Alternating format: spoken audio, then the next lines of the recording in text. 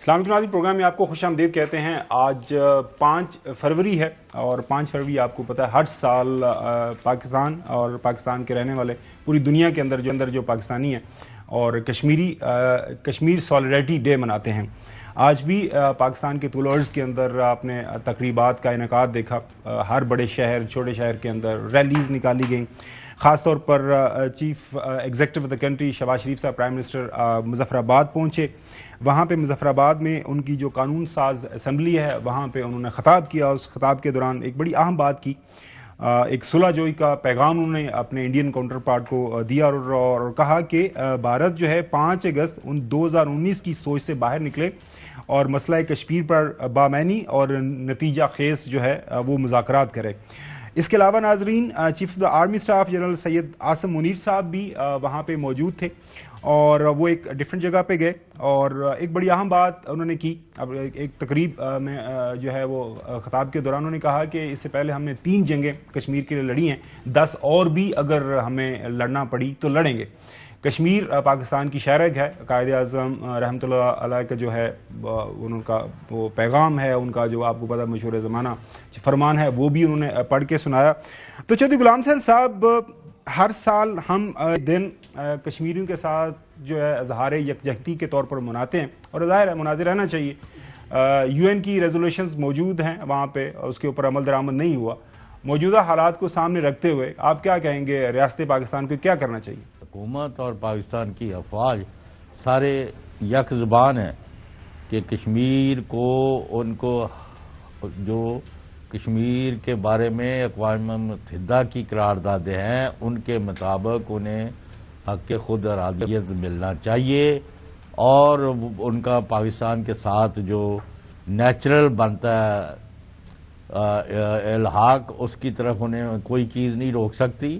اور ہندوستان نے ان کے اوپر اتنے زیادہ مظالم ڈھائے ہیں، لاکھوں لوگوں کے ساتھ جو مظالم کیے گئے، اس کے باوجود ابھی حال ہی میں جب الیکشن ہوئے تو انہوں نے یعنی بی جے پی اور ان کے حواریوں کو بری طرح شکست سے دوچار کیا اور وہاں پھر سے کشمیریوں نے اپنے جھنڈے گاڑ دیے، اگرچہ ان کو ابھی تک نہ 5 اگست کی جو انہوں نے ظلم کر کے ایک ہندوستان میں شامل کرنے کا 270 کے آرٹیکل کے کیا تھا اور اس کو بھی ریجیکٹ کیا اور وہ کشمیری جو ہے اپنے موقف پر ڈٹے اور کھڑے ہیں اور مقبوضہ کشمیر جب تک آزاد نہیں ہوگا اس خطے میں امن کا سوال ہی پیدا نہیں ہوتا۔ اور میں سمجھتا ہوں کہ کشمیریوں نے جو قربانیاں دی ہیں اس کا سونر لیٹر کشمیریوں نے اپنا مقصد حاصل کرنا ہی کرنا ہے، whether one likes it or not. ناظرین یہ UN کے جگہ کے اوپر UN کے اندر یہ پڑا ہوا ہے یہ ایشو جو ہے کہ سب کانٹیننٹ کی تقسیم ابھی مکمل نہیں ہوئی۔ حسن ایوب، پیغام تو ظاہر ہے ہر موقع کے اوپر پاکستان کی طرف سے یہی دیا جاتا ہے انڈیا کو، لیکن انڈیا اپنے ایک ڈیفرنٹ درمی ہے نا ماحول کے اندر اس وقت آج کل آپریٹ کر رہا ہے۔ نہیں، بات یہ ہے کہ ہندوستان کے لیے مشکلات تو ہیں نا جی۔ اب کشمیر پر اس نے اپنا ایک قبضہ رکھا ہوا ہے، لیکن وہ قبضہ رکھنے کی اس کو کاسٹ بھی پے کرنی پڑتی ہے، کیونکہ کشمیری جو ہیں وہ دل کے ساتھ ہندوستان کے ساتھ نہیں ہے۔ کشمیری جو ہیں وہ دل جو ان کے ہیں وہ پاکستان کے ساتھ ہیں، کشمیر کے جو دل ہے، جو لوگ ہیں کشمیریوں کے دل، اور اس طرح پاکستانیوں کے دل بھی جو ہے نا وہ اپنے کشمیری بھائیوں کے ساتھ ہیں۔ لہٰذا جو ہندوستان کی کوششیں ہیں جو ایک زبردستی دھونس طریقے سے کر رہے ہیں، کبھی برہان وانی کھڑے ہو جاتے ہیں، کبھی آپ دیکھیں کہ وہاں پر جو ہے ہمارے دیگر جتنے بھی ایکٹیوسٹ ہیں جو کہ فریڈم فائٹرز ہیں وہ یعنی اپنی جدوجہد جاری رکھے ہوئے ہیں، آج بھی جدوجہد جاری ہے۔ اور آپ دیکھیں کہ ہمیشہ اس کی کاسٹ کشمیریوں نے بھی اپنے خون سے پے کی، لیکن ہندوستان کی فوج نے بھی بڑی اس کی قیمت چکائی ہے اور یہ قیمت وہ چکاتے رہیں گے جب تک وہ دھونس اور زبردستی کرتے رہیں گے۔ لیکن ہمیں اپنی اس معاملے کو صرف 5 فروری تک محدود نہیں رکھنا چاہیے، جو ہماری ایک لحاظ سے کمزوری ہے۔ کشمیر کاز کو یعنی آپ کو UN میں ہمارے پرائم منسٹر کبھی جاتے ہیں تو کبھی خطاب کر لیتے ہیں، جو بھی پرائم منسٹر ہوں، یا کبھی OIC کا اجلاس ہو تو، لیکن اس حوالے سے سفارتکاری تیز ہونی چاہیے، سفارتی محاذ کے اوپر اس کو زیادہ گرم رکھنے کی ضرورت ہے اور باقی دنیا کے جو مسلم ممالک ہیں ان کو بھی اپنے ساتھ انگیج کرتے ہوئے، جیسے ٹرکی ہے ایک انفلوئنسر جو ہے وہ ملک ہے، اس کے ساتھ ساتھ سعودی عرب ہے۔ اب سعودی عرب جو ہے اس طریقے سے آواز ہمارے لیے شاید نہیں اٹھا رہے، سعودی عرب کو ہمیں کنونس کرنا چاہیے، UAE کو کنونس کرنا چاہیے اور فلسطین کا اور کشمیر کے دونوں مسئلوں کو ایک ساتھ اٹھانا چاہیے تاکہ دنیا میں ہماری آواز جو ہے وہ اس میں ایک اس کے ساتھ ہم آواز بھی ہوں دیگر ممالک اور اس آواز کی زیادہ جو ہے وہ گونج بھی زیادہ ہو. ناظرین، دنیا کے تمام جو بڑے ادارے ہیں جو انسانی حقوق کے حوالے سے مانیٹرنگ کرتے ہیں، ان کی رپورٹس پڑھ لیں کہ جس انداز سے اس وقت انڈین گورنمنٹ نے وہاں پہ اپنا تسلط قائم رکھا ہوا ہے. پہلے 7 لاکھ فوج تھی، اب تو خبریں آ رہی ہیں 10 لاکھ کے قریب 10-12 لاکھ فوج وہاں پہ بٹھائی ہوئی ہے. مطلب کیا؟ مطلب یہ ہے کہ جو کشمیری عوام ہے آپ کو جائز حکمران نہیں مانتے، تو ایونچولی آپ کو وہ جگہ چھوڑنی ہے. دوسری سٹوری کی طرف ناظرین بڑھتے ہیں. کل رات جو ہے تمام اپوزیشن جماعتیں اسد کیسر صاحب جو سابق سپیکر ہیں نیشنل اسمبلی، ان کے گھر وہاں پہ اکٹھی ہوئی، ان کے لیڈران عشائیہ دیا تھا اسد کیسر صاحب کی طرف سے. اور اس کے بعد ایک جو ہے اعلامیہ سامنے آیا، پریس کانفرنس آئی. اور مزے کی بات یہ ہے کہ کل دن کو اس کٹ کے حوالے سے کوئی خبر نہیں تھی، لیکن جب اعلامیہ آیا تو وہ اعلامیہ وہ سننے کے لائق تھا، وہ ایک بڑی خبر کے طور پر سامنے آیا. سب سے پہلے ہم آپ کو جو حامد رضا صاحب ہیں سنی اتحاد کونسل کے چیئرمین، ان کی طرف سے بتاتے ہیں کہ انہوں نے کیا بتایا، ہم نے کیوں اس ساری بیٹر کو چھپا کے رکھا تھا. جو آج میٹنگ ہوئی ہے، میں سمجھتا ہوں سب سے پہلے تو خوش آئند اس حوالہ سے ہے، اور یہ اتنی خفیہ رکھی گئی کہ کسی کو پتہ ہی نہیں لگ سکا، بلکہ لاسٹ منٹ میں لوگ یہاں پر ہمارے صحافی بھائیوں کے بھی علم میں نہیں. یہ صحیح کہہ رہے ہیں، ہم بھی حیران ہوئے کہ یار یہ کیا ہو رہا ہے. میں یہ سمجھتا ہوں کہ آج کی میٹنگ ایک بلاک بسٹر میٹنگ تھی، اور جو مشترکہ اعلامیہ سامنے آیا ہے، it's a starting warning point for the government. جی اب رضا صاحب یہ بتا رہے ہیں کہ یہ ایک ورنگ پوائنٹ ہے، ایک شروعات ہو گئی ہے حکومت وقت کے لیے. ناظرین، اس بیٹھک میں مولانا فضل الرحمان صاحب موجود تھے، محمود اچکزئی صاحب تھے، شاہد خاقان عباسی صاحب تھے، عمر یوب صاحب تھے، شبلی فراز، مصطفیٰ نواز کھوکھر صاحب، علامہ ناصر عباس صاحب بھی اس میٹنگ کا حصہ تھے. میٹنگ کا جو اعلامیہ ہے وہ تو شاہد خاقان عباسی صاحب نے پڑھ کے سنایا، لیکن اس سے پہلے مولانا فضل الرحمان صاحب نے یہ جو کٹ ہوا بیٹھک ہوئی اس حوالے سے جو اپنے خیالات کا اظہار کیا. جناب اسد کیسر صاحب کی دعوت پر اپوزیشن کے مختلف سیاسی جماعتوں کے نمائندے آج یہاں ان کے عشائیہ پہ شریک ہوئے. تمام پارٹیوں نے اپنے موقف کا اعادہ کیا ہے کہ 8 فروری 2024 کے الیکشن دھاندلی زدہ الیکشن تھا. ان لوگوں کو ملک پر مسلط رہنے کا مزید کوئی حق حاصل نہیں ہے. ان کو فوری طور پر مستعفی ہو کر اثر نو انتخابات کا اعلان کر دینا چاہیے.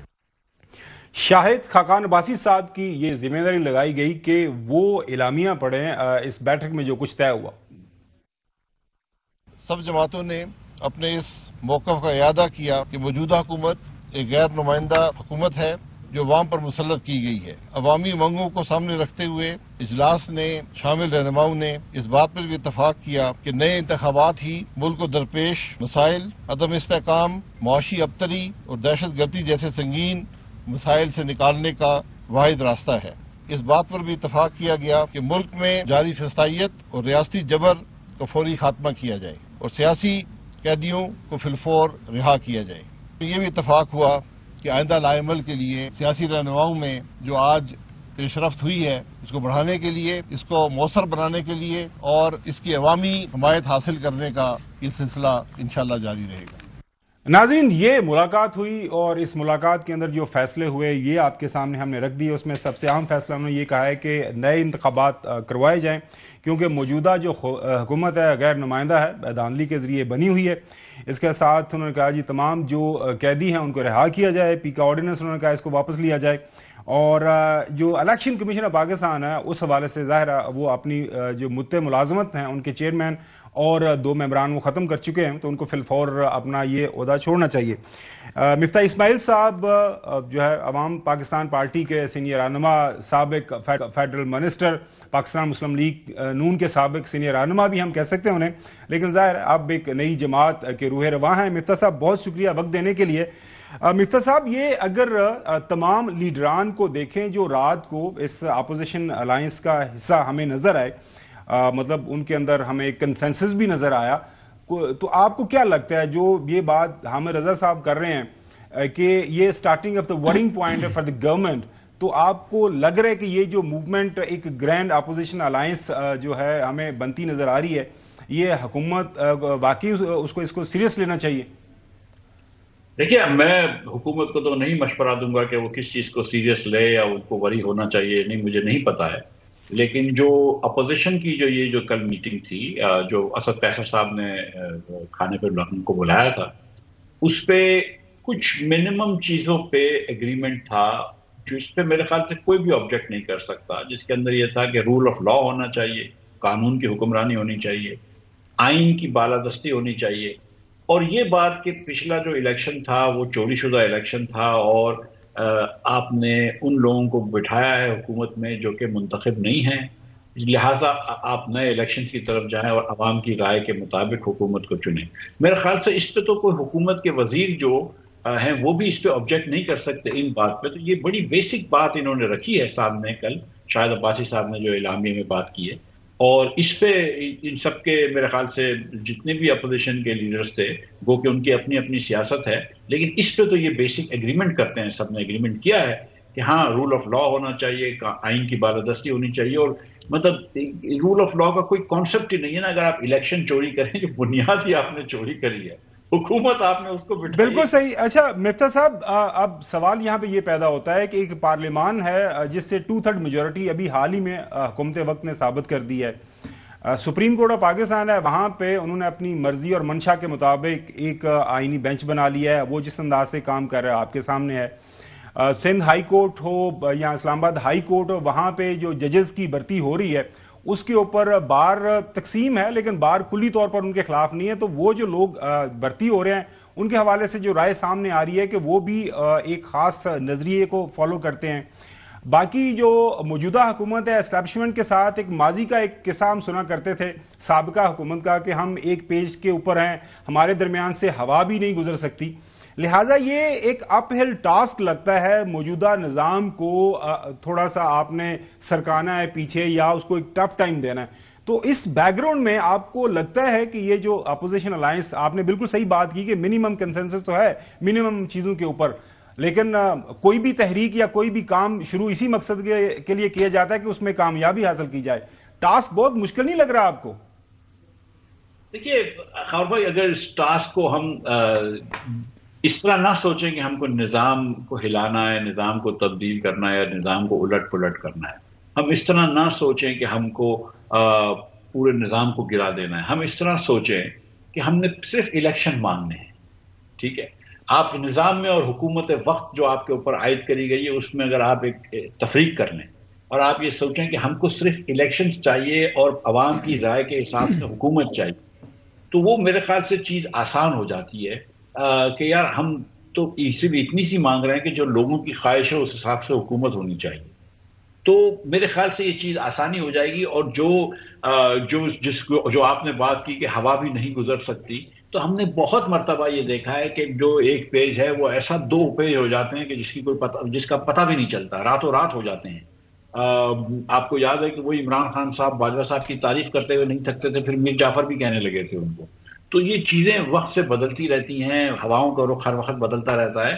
اگر آپ ایک سنجیدگی سے اور ساتھ ساتھ بردباری سے کام لیں تو میں سمجھتا ہوں کہ اپوزیشن جو ہے وہ ایک انلیجیٹمیٹ گورنمنٹ ہے جس کے پاس کوئی مورل لیجیٹمیسی نہیں ہے، اس کو ہٹانا اتنا مشکل نہیں ہونا چاہیے اور دوسرے الیکشن کی طرف جانا اتنا مشکل نہیں ہونا چاہیے، گیون کہ لوگ پاکستان کے چاہتے ہیں کہ یہ ہو جائے. چودھری غلام حسین صاحب لاہور سے آپ سے سوال بھی کرنا چاہیں گے، لیکن میں ایک سوال چودھری صاحب سے کروں گا. چودھری صاحب، آپ کا تجربہ، آپ نے 70s 80s کے دوران اس طرح کی تحریکیں دیکھی ہیں جب بڑے اتحاد بنتے ہوئے، اور آپ کو لگ رہا ہے کہ کوئی مماثلت جو 70s کے اندر ایک موومنٹ چلی تھی، اس وقت آپ کو پتا ہے کہ ایک ریگڈ الیکشن ہوئے اور پھر وہ موومنٹ تو چلی لیکن بعد میں اس کا انجام کیا ہوا ساری دنیا کے سامنے ہے. تو اب آپ کو کیا لگ رہا ہے چودھری صاحب، اس دفعہ کو حالات کو ہے اس کا نتیجہ کو مختلف ہوگا؟ نہیں، الیکشن تو کرانے پڑیں گے کیونکہ یہ ناقابل قبول ہے، اور جو بیٹھے ہوئے ہیں کرسیوں پر انہوں نے بھی کبھی دعویٰ نہیں کیا کہ ہمیں کوئی مینڈیٹ ملا ہوا ہے. لیکن میں ذرا مفتاح اسماعیل صاحب سے کوئی سوال کر لوں. جی پلیز گو اہیڈ. مفتاح اسماعیل صاحب، اگر تو آپ یہ کہیں کہ بھی مفتاح صاحب جو ہے ایک محب وطن ہے، ایک جاندار پولیٹیشین ہے اور بہت بڑے بزنس مین ہے اور پاکستان کا درد رکھتے ہیں اور عوام کی غربت جو ہے ان کو احساس ہے اور ملک میں چاہتے ہیں کہ لوگوں کے حالات زندگی بہتر ہوں اور ملک جمہوریت اور آئین اور قانون کے تحت چلے. یہ تو بالکل ٹھیک بات ہے. ہیونگ سیڈ دس، اگر میں یہ کہوں کہ شاہد خاقان عباسی اور مفتاح اسماعیل جن کو مسلم لیگ نون نے بڑے بڑے عہدے دیے، ایک وزیر اعظم بنے، ایک وزیر خزانہ بنے اور مختلف عہدوں پر قائم رہے اور لمبی ان کی ایسوسیشن تھی، ان کو چھوڑ کے جبکہ وہ ایک حکومت میں آئے ہوئے ہیں اور جنہوں نے ان کو جیلوں میں ڈالا ان کے ساتھ آج بڑے فخریہ کھڑے ہیں، اور پھر وہ جنہوں نے 8 فروری کو election whether we like it or not, جنہوں نے اس کے نتیجے میں حکومت بنائی ہے، اب ان کو اڑانے کے لیے اکٹھے ہو گئے ہیں آپ. تو کوئی لوگوں کو نا سمجھ نہیں لگ رہی کہ آپ کون سی سیاست کھیل رہے ہیں کہ جنہوں نے آپ کو جیلوں میں ڈالا آپ ان کے ساتھ کھڑے ہیں، جنہوں نے عہدے دیے ان کو گرانے لگ گئے ہیں، اور عوام نے نہیں ووٹ دیا یا دیا، یہ اب فیصلہ کس طرح ہوگا؟ کافی مشکل سوال کیا ہے جی مفتاح صاحب. دیکھیں ایکچولی سوال سچ مچ بڑا آسان ہے. میں قاضی صاحب میں آپ سے گزارش یہ کرتا ہوں کہ کیا آپ یہ چاہتے تھے کہ شاہد عباسی مری سے ہارا ہوا الیکشن فارم 45 پہ فارم 47 پہ جیت کے اسمبلی میں بیٹھتا؟ کیا وہ عزت والی چیز تھی یا آج ادھر عزت والی چیز ہے؟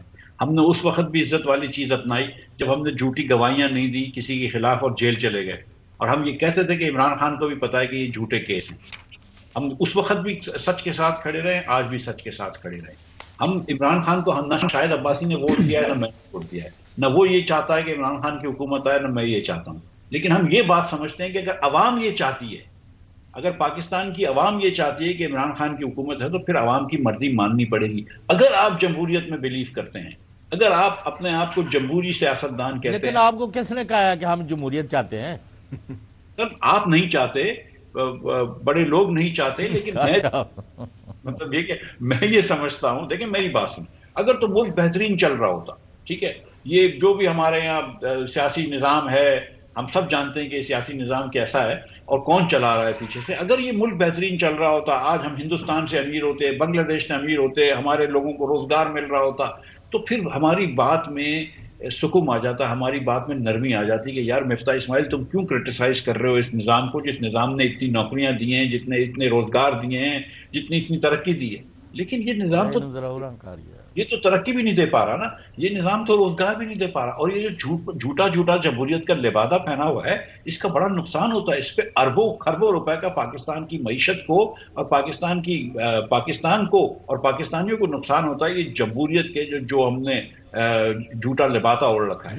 تو ہم تو یہ کہتے ہیں نا کہ بھائی ہم نے تو صرف جمہوریت کا ساتھ دیا ہے، ہم تو اسی نعرے پہ کھڑے ہیں میاں نواز شریف کے کہ ووٹ کو عزت دو. ہم نے اس وقت بھی 18 میں بھی ووٹ کو عزت دو کی بات کری ہے، 24 میں بھی ووٹ کو عزت دو.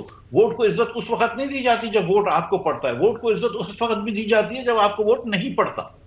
بڑی خوبصورت بات کی آپ مفتاح صاحب. حسن ایوب، یہ کل ملاقات اسلام آباد کے اندر ہوئی اور تم ڈسپائٹ دا فیکٹ کہ نظریاتی اختلافات ہیں اپوزیشن مختلف جماعتوں کا، لیکن وہ اکٹھے ہوئے، انہوں نے بات کی اور مفتاح صاحب صحیح بات کر رہے ہیں کہ ٹھیک ہے جی ایک منیمم کنسنسس ہے، نیا الیکشن کی طرف بڑھا جائے. سیاسی مفاد ہے جی، سیاسی مفاد ہے. کوئی سیاستدان آپس میں مفاد کے بغیر نہیں بیٹھتے. اگر یہ آپ سمجھیں کہ جی سیاستدان جو ہے وہ دوسرے کے ساتھ بیٹھ رہے ہیں اور اپنے مفاد کے بغیر بیٹھ رہے ہیں، اس کا تو سوال ہی پیدا نہیں ہوتا. چاہے مسلم لیگ نواز اور مولانا فضل الرحمان بیٹھیں گے یا مسلم لیگ نواز پیپلز پارٹی بیٹھے گی، مفاد ہوگا. پی ٹی آئی اور مولانا فضل الرحمان بیٹھیں گے، مفاد ہوگا. اب دیکھیں جو بات کر رہے ہیں کہ پہلے آپ نے سب سے پہلا شاٹ پلے کیا جی حامد رضا صاحب کا. اب حامد رضا صاحب وہی شخص ہیں جنہوں نے کہا تھا کہ جی بہت جلد عمران خان باہر آ رہے ہیں. پھر جب انہوں نے یہ نوید سنائی، اس کے بعد ہوا یہ کہ عمران خان صاحب کی کرپشن اور کرپٹ پریکٹس کے اندر ان کو نہ صرف سزا ہوگی، 14 سال کی سزا ہوگی، باہر آنا تو دور کی بات تھی. تو پھر سیاست میں بیانات اپنی ہوتے ہیں، دعوے ایک طرف ہوتے ہیں، لیکن عملی طور پر سامنے آتا ہے جناب کہ بھائی وہ چور ڈکلیئر ہو گئے، 14 سال کے لیے اندر چلے گئے. بہت سارے لوگ ہوتے رہے ہیں، چلو ہوتے رہے. ابھی تو عمران خان ہوئے نا اس وقت، جو میں کنوکٹ آدمی جو ہے وہ عمران خان صاحب ہیں، سابق وزیر اعظم ہیں لیکن کنوکٹ بھی ہیں. اب انہوں نے جو یہاں پر معاملہ بنایا جی آئندہ کا لائحہ عمل تیار کر رہے ہیں، تو آئندہ کا لائحہ عمل بڑا اسٹریٹ اور ایزی اور سمپل پلین ہے. اب تحریک انصاف جو ہے وہ اپنے بڑے جلسے نہیں کر سکی جب سے حکومت میں یہ مسلم لیگ نواز کی حکومت آئی ہے. اب انہوں نے بڑے جلسے کرنے ہیں اور بڑے جلسے وہ کر سکیں گے یقینی طور پر جب مولانا فضل الرحمان کی قیادت میں آئیں گے. تو مولانا فضل الرحمان پاکستان کے کسی بھی کونے میں کسی بھی حصے میں اتنا بڑا جلسہ کر سکتے ہیں کہ شاید اس صوبے میں جس کی حکومت ہوگی اس سے بڑا جلسہ کر سکتے ہیں. تو تحریک انصاف کے لیے فیس سیونگ بن جائے گی. ویسے کل جناب عوام پاکستان پارٹی کے لیے بھی فیس سیونگ ہوگی. ہم نے بڑا جلسہ کر دیا. لاسٹ ٹائم مولانا فضل الرحمان صاحب نے لاہور میں کوئی بڑا جلسہ جہاں جلسہ کرنا چاہیں پاکستان کے کسی کونے میں کرنا چاہیں, کوئٹہ میں کرنا چاہیں, لاہور میں کرنا چاہیں, اسلام آباد میں کرنا چاہیں, مولانا فضل الرحمان بڑا جلسہ کر سکتے ہیں. تو مولانا کی وجہ سے جانی حامد رضا صاحب کو فیس سیونگ مل جانی ہے, علامہ ناصر عباس صاحب کو فیس سیونگ مل جانی ہے, پی ٹی آئی کو, مفتاح صاحب کو. تو یہ باتیں سننے میں تو شاید ان کو بہت بری لگ رہی ہیں, مفتاح صاحب شاید میری بات پسند نہیں کریں گے, لیکن حقیقت یہی ہے. ویسے حقیقت یہی حسن, سارے لوگ آپ کی بات کو بہت سیریس لیتے ہیں, تو آپ اپنی بات کر کے خود کیوں ہنسنا شروع کر دیتے ہیں؟ میں تو مفتاح صاحب کے سمائل دیکھ رہا ہوں, میں مانیٹر پر دیکھ رہا ہوں مفتاح صاحب ہنس رہے ہیں, تو ان کی ہنسی کو دیکھ کر اچھا مفتاح صاحب جو ہے اس وقت جو سب سے بڑا جو وجہ تنازع ہے پاکستان کے اندر, پاکستان کی سیاست کے اندر, وہ آپ کو پتا ہے ہمارا الیکشن کمیشن آف پاکستان ہے. اس حوالے سے سپریم کورٹ کے فیصلے آئے ہوئے ہیں, اس کے اوپر سارے جو کامنٹس ہو رہے ہیں. اب رات کو مولانا فضل الرحمان صاحب نے یہ بھی کہا, اور ظاہر ہے 26ویں آئین ترمیم کے نتیجے میں ان کو ان کے ٹرم کو ایکسٹینڈ کر دیا. اب وہ کیا اپنے عہدے پہ رہیں گے نہیں رہیں گے, اور اس کی جو الیکشن کمیشن ہے کیا وہ ریفارم ہوگا؟ سب سے پہلے مولانا صاحب کی جو رات انہوں نے بات کی وہ سناتے ہیں ناظرین آپ کو. الیکشن کمیشن منصفانہ انتخابات دینے میں ناکام رہا ہے. ان کی آئینی مدت بھی مکمل ہو چکی ہے, ہرچند کہ حکومت نے ریٹائرمنٹ کے باوجود ان کو اپنی ذمہ داریاں نبھانے کے لیے موقع فراہم کیا ہے. کسی مخصوص سوچ کی نمائندگی ہے. الیکشن کمیشن اگر واقعی آزاد اور خود مختار ہے, اخلاقی طور پر اس کو فوری طور پر صافی ہو جانا چاہیے تاکہ نیا الیکشن کمیشن وجود میں آئے, با اختیار ہو اور غیر جانبدار ہو, اور اس کے لیے ان کا کردار واضح طور پر قوم کے سامنے آئے تاکہ قوم اس کے زیر انتظام انتخابات پر اعتماد کر سکے. مولانا صاحب کے ریمارکس کے اوپر مفتاح صاحب کا جواب لیں گے, لیکن چھوٹی سی بریک کے بعد. Welcome back. مفتاح صاحب, یہ ایک بڑی اچھی بگننگ ہو سکتی ہے اس اپوزیشن الائنس کے لیے کہ موجودہ چیف الیکشن کمیشن صاحب ہمارے چودھری غلام حسین صاحب کے دوست جو ہیں وہ ان کا ٹائم پورا ہو گیا ہے, جو کہ ایک کانسٹیٹیوشنل ٹرم ہے, لیکن 26ویں آئینی ترمیم کے مطابق ہی وڈ کنٹینیو انٹل ایک نئی اپوائنٹمنٹ ہو جاتی ہے. حکومت ابھی ٹس سے مس نہیں ہو رہی. اپوزیشن کی طرف سے اس جو ہے سارے پروسیس کو شروع کرنے کے حوالے سے خطوط بھی لکھے گئے ہیں. Leader of opposition in the national assembly 14 جنوری کو انہوں نے نیشنل اسمبلی میں بھی اور سینٹ میں بھی یہ خطوط لکھ دیے تھے.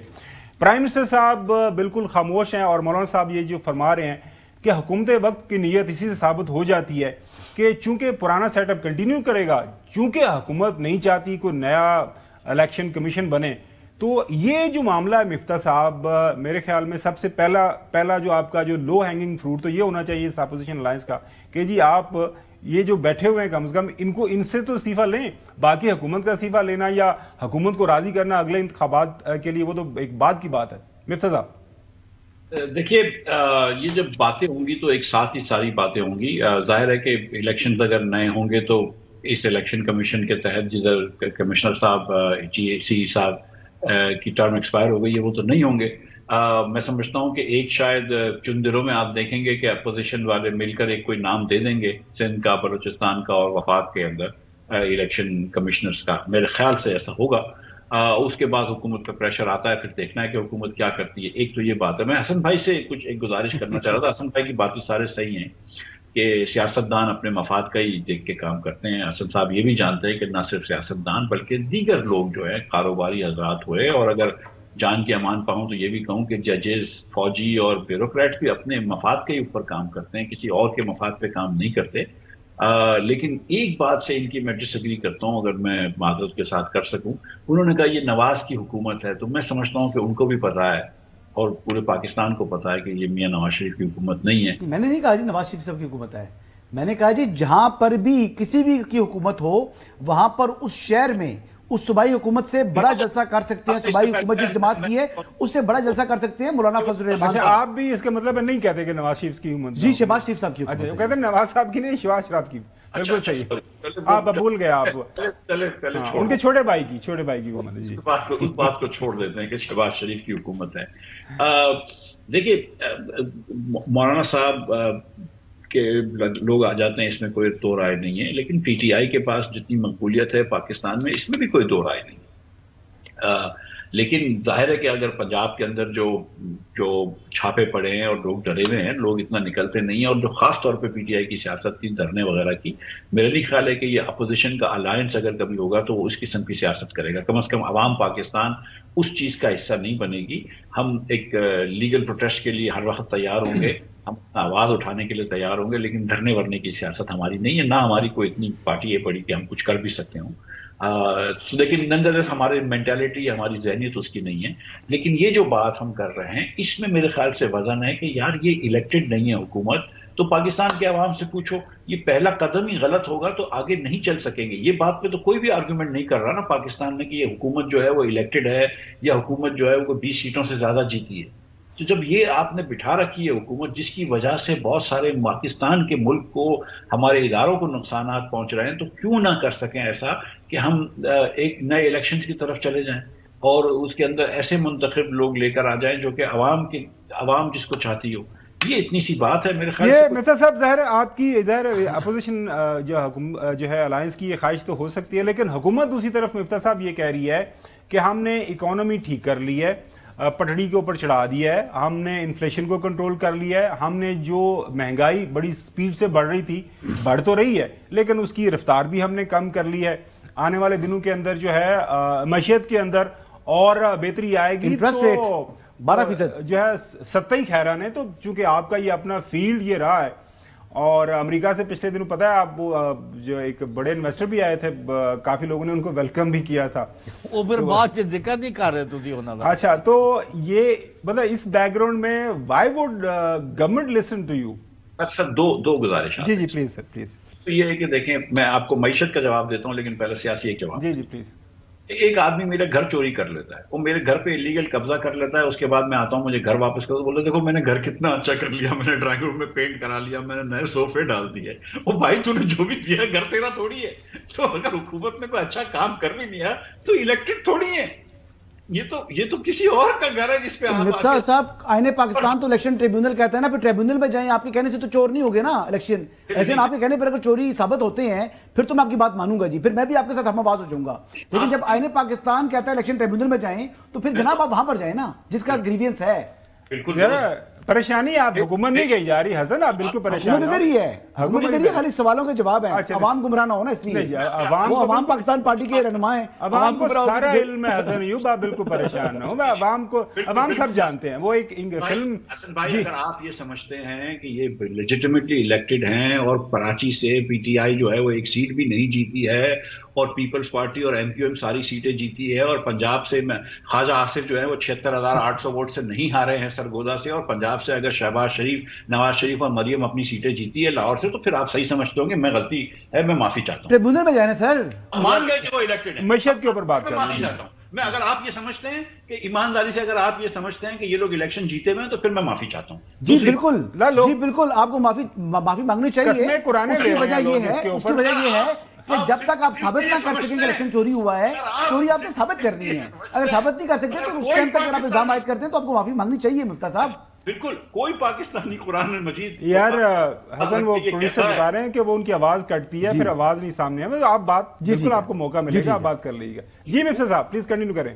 کوئی پاکستانی اگر حلف اٹھا کے قرآن پہ یہ کہتا ہے کہ یہ مسلم لیگ جیتی ہے، بشمول مسلم لیگ کے لیڈران جن کے ساتھ میں بیٹھ چکا ہوں قریب اور آپ بھی بیٹھ چکے ہیں، اور ہم سب کو پتا ہے کہ حقیقت کیا ہے. سب یہ مطلب یہ بیکار کی باتیں کیوں کرنی ہے؟ کون جیتا ہے ہم سب کو پتا ہے کون جیتا ہے.